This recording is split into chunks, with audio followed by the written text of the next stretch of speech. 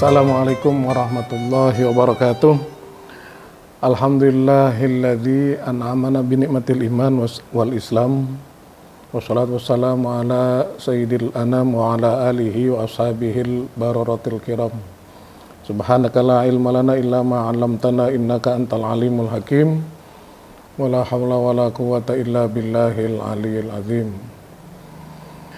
Sahabat Masjid Agung Al-Barkah yang saya hormati, marilah sama-sama kita bersyukur kepada Allah, Zat yang Maha Ghafur, yang sampai saat ini kita masih diberikan nikmat panjang umur dalam keadaan iman, Islam, sehat walafiat, sehingga kita dapat beraktivitas dalam kehidupan kita sehari-hari. Semoga apa yang Allah berikan kepada kita ini senantiasa dapat kita syukuri dengan sebenar-benarnya. Salawat serta salam tercurahkan kepada baginda Rasulullah Sallallahu Alaihi Wasallam. Semoga kita kelak akan mendapatkan syafaat dari beliau. Sahabat Masjid Agung Al-Barkah yang saya hormati, pada kesempatan ini saya ingin membacakan satu kisah, satu cerita di mana saya ambil dari seorang sufi yang bernama Syaqiq Al-Balkhi, di mana beliau ini menceritakan bahwasanya guru beliau yang bernama Ibrahim bin Adham suatu ketika sedang berjalan-jalan di pasar Basrah. Ketika Syekh Ibrahim bin Adham ini ada di pasar Basrah, maka semua penghuni pasar yang ada di pasar tersebut, baik pedagang, pengunjung, dan lain-lain sebagainya, berkumpul mengerumuni dan mengelilingi Syekh Ibrahim bin Adham. Di antara sekian banyak yang ada di tempat itu, mereka bertanya kepada Syekh Ibrahim bin Adham, "Ya Aba Ishaq, innallaha ta'ala qala fi kitabihi ud'uni astajib lakum. Wa nahnu mundu dahrin nad'u fala yastajibu lana." Hai Aba Ishaq, Aba Ishaq ini adalah julukan atau laqab dari Syekh Ibrahim bin Adham. Allah Subhanahu wa taala berfirman dalam kitab suci Al-Qur'an, "Ud'uni astajib lakum." Berdoalah kalian semua kepadaku, pasti akan aku kabulkan doa kalian. Wa nahnu mundu dahrin nad'u fala yastajibu lana.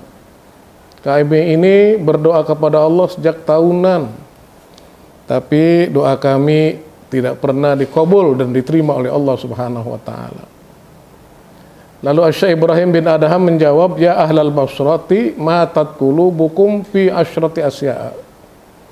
Hai penduduk Basrah, hati kalian itu sudah mati dalam 10 hal, dalam 10 perkara. Pakai payustajabu du'aukum, bagaimana mungkin diterima doa kalian? Kata Syekh Ibrahim bin Adham, yang pertama, al-awwalu arabtumullaha ta'ala wa lam tu'addu haqqahu. Kamu mengetahui adanya Allah, tapi kamu sendiri tidak pernah melaksanakan hak-haknya Allah. Kita kenal kepada Allah, kita yakini adanya Allah, tapi hak-hak Allah tidak kita laksanakan dengan sebaik-baiknya. Maksudnya apa? Kita beriman kepada Allah, kita meyakini adanya Allah, kita tahu bahwasanya Allah yang menciptakan kita. Tapi kadang-kadang kita tidak pernah, banyak di antara kita yang tidak pernah melaksanakan kewajiban-kewajibannya kepada Allah Subhanahu wa taala. Banyak di antara kita yang sudah meninggalkan kewajiban-kewajiban yang diperintahkan oleh Allah Subhanahu wa taala. Itu yang membuat doa kita tidak diterima oleh Allah Subhanahu wa taala.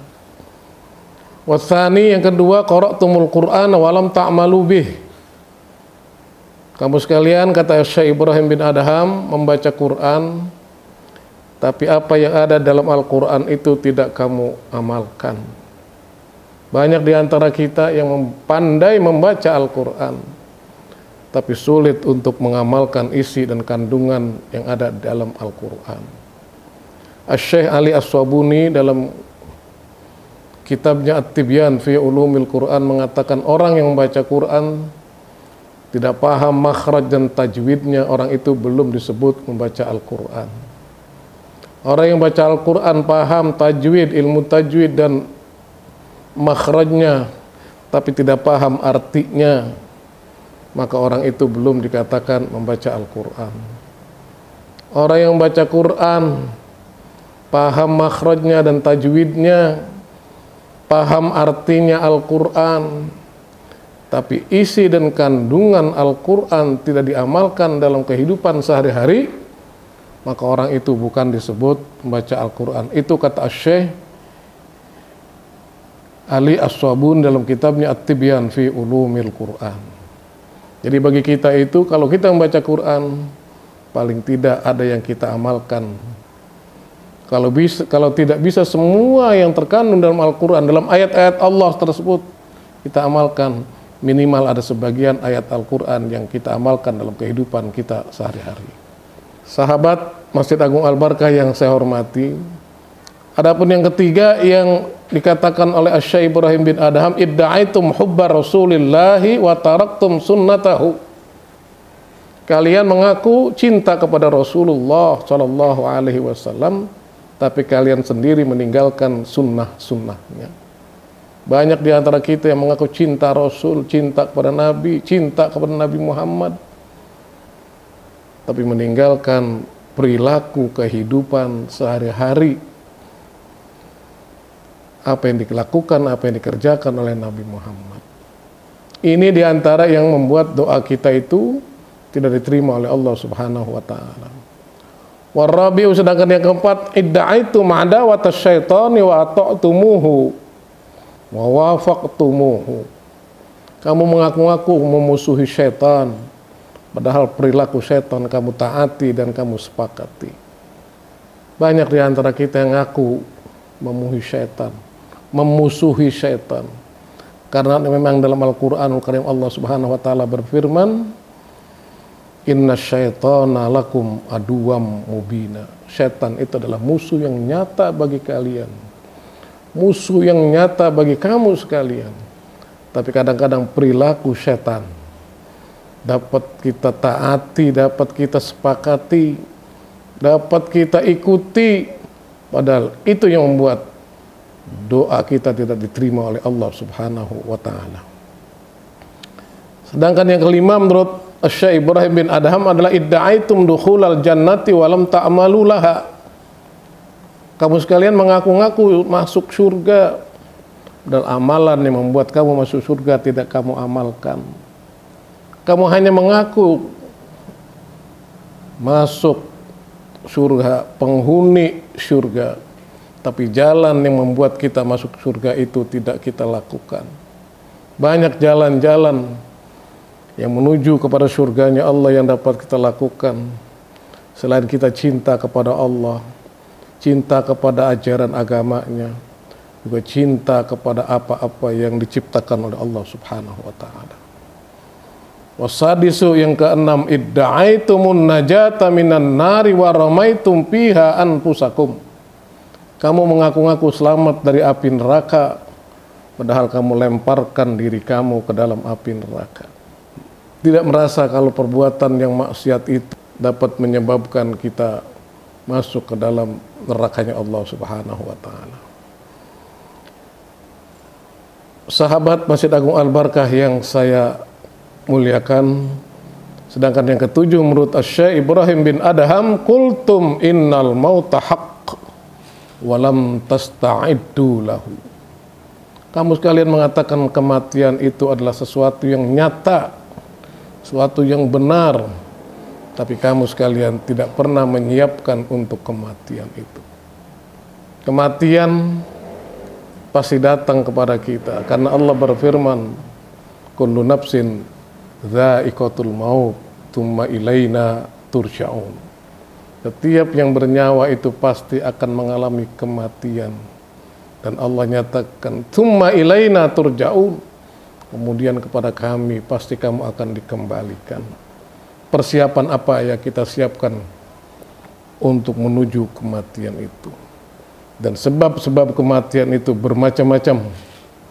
Rasulullah Shallallahu Alaihi Wasallam menyatakan, ta'addadatil asbabu wal mautu wahidun. Sebab mati itu bermacam-macam, padahal mati itu hanya satu, yaitu berpisahnya ruh dengan jasad kita. Ada orang meninggal dunia dengan sebab kena virus corona, ada yang meninggal dunia karena sebab penyakit jantung, penyakit paru-paru, penyakit lambung, dan lain sebagainya. Itu hanya sebab, tapi yang namanya kematian adalah berpisahnya ruh dengan jasad kita ini. Sahabat Masjid Agung Al-Barkah yang saya muliakan, yang ke-8 menurut Syekh Ibrahim bin Adham, istaghaltum bi'uyubi ikhwanikum fala tarawna anfusakum. Kalian sibuk dengan aib saudara kalian, tapi tidak pernah kalian melihat aib diri kalian sendiri. Kamu semua melihat aib-aib orang. Setiap manusia pasti punya celah, punya aib, punya kelemahan, punya kekurangan. Tapi kita tidak pernah melihat aib kita yang ada di diri kita sendiri. Setiap manusia itu pasti punya kelebihan dan punya kekurangan. Kita jangan hanya melihat orang dan kelebihannya aja, tapi kita juga harus melihat orang itu. Kita maklumi kekurangan-kekurangannya. Kita maklumi segala apa yang ada di diri mereka yang menurut kita tidak pantas, kita maklumi. Jangan hanya kita melihat dari kelebihan seseorang, tapi kita juga harus melihat kekurangan-kekurangan yang ada di diri orang itu. Sebagaimana diri kita ini banyak kelebihan yang ada dan juga banyak kekurangan yang ada.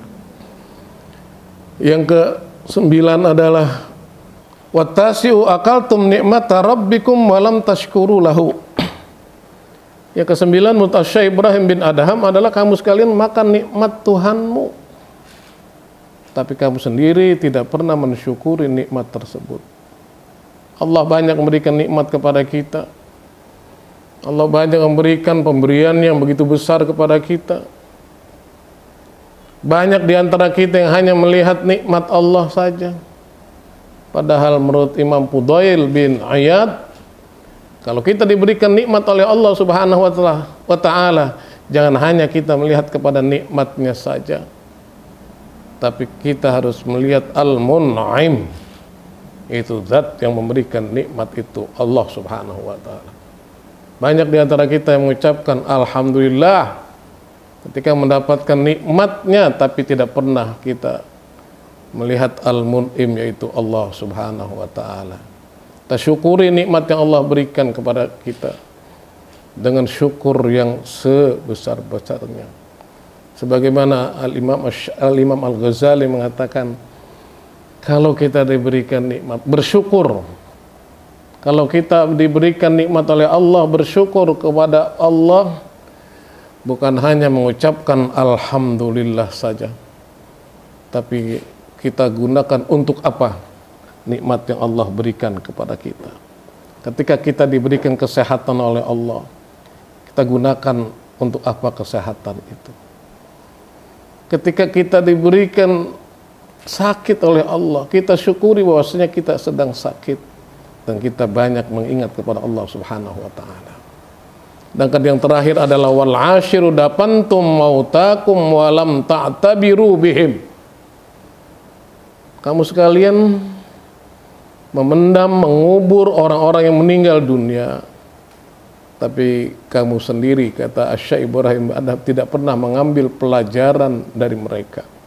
Banyak di antara kita mendatangi kuburan-kuburan, tapi kuburan itu tidak kita jadikan iktibar, jadikan pelajaran bahwa suatu saat pasti kita akan dikubur seperti mereka-mereka yang sudah meninggal dunia. Kalau Rasulullah Shallallahu Alaihi Wasallam bersabda, kafa bil mauti wa'idha, cukup kematian itu sebagai nasihat bagi kita semua. Cukup kematian itu sebagai pelajaran bagi kita semua. Persiapan apa yang sudah kita siapkan untuk kematian kita. Persiapan apa yang sudah kita siapkan untuk kita menghadap Allah Subhanahu wa Ta'ala. Sahabat Masjid Agung Al-Barkah yang saya muliakan, saya kira cukup sekian. Semoga ada manfaatnya apa yang saya sampaikan untuk diri saya pribadi dan umumnya untuk para pemirsa sekalian. Hadanallahu wa iyyakum ajmain. Assalamualaikum warahmatullahi wabarakatuh.